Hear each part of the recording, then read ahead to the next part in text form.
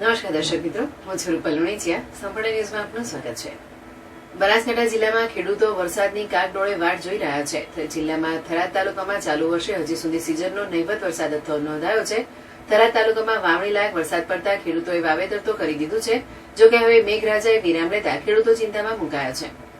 બનાસકાંઠા જિલ્લામાં થરાદ તાલુકામાં ચાલુ વર્ષે નહીવત વરસાદ નોંધાયો છે અને ચોમાસુ વાવેતર 53,372 હેક્ટરમાં થયું છે. જિલ્લામાં મગફળી અને બાજરીનું વિશેષ વાવેતર થયું છે, પણ નહીવત વરસાદ નોંધાતા ખેડૂતો મુશ્કેલીમાં મુકાયા છે. છેલ્લા 15 દિવસથી કેટલાક વિસ્તાર છોડી માત્ર ઝરમર વરસાદ જ નોંધાયો છે, ત્યારે થરાદ તાલુકાના ખેડૂતોમાં ચિંતાનો માહોલ છે. આ અંગે ખેડૂત જણાવે છે કે રાજસ્થાની સરહદે અમારો વિસ્તાર છે અને અમારા તાલુકામાંની માઇનર કેનાલમાં પાણી નથી. આ ઉપરાંત પાણીના તળ પણ ઊંડા છે. ઉનાળામાં 40% જ વાવેતર થાય છે.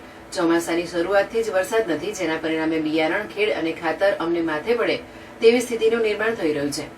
અનેક ખેડૂતો જણાવે છે કે એક બાજુ મેઘરાજા રિસાયા છે અને બીજી બાજુ સરકાર કેનાલમાં પાણી નથી આપતી. જો કુદરત મહેર ન કરે તો ખેડૂતોની સ્થિતિ ખરાબ થઈ ગઈ છે. સરકાર દ્વારા કેનાલમાં પાણીની વ્યવસ્થા કરાય તો તાલુકામાં ખેતી અને પશુપાલન જીવંત રહી શકે છે.